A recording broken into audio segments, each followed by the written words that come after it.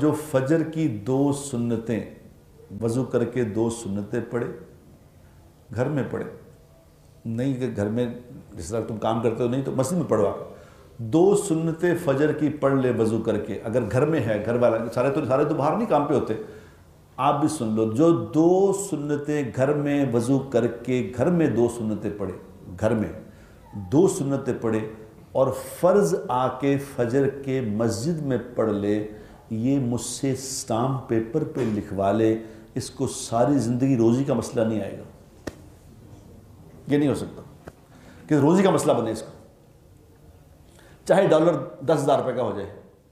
اس کو اللہ روٹی ہی کھلائے گا، اس کو کچھ نہیں ہوتا۔ حضور اکرم صلی اللہ علیہ وسلم فرما رہے ہیں، جس کا مفہوم یہ ہے کہ جو 10 دفعہ یہ دعا پڑھ لے گا، 10 دفعہ،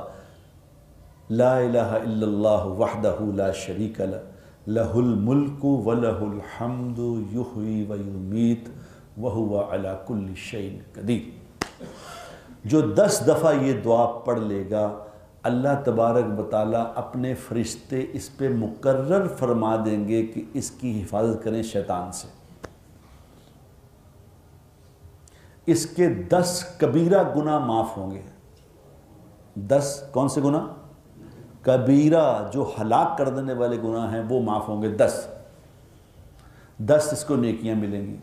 اللہ تبارک و تعالیٰ اپنے غیب کے خزانوں سے اس کی حفاظت فرمائے گا، اور اس کے مسئلے بغیر کیے حل ہوں گے مسئلے۔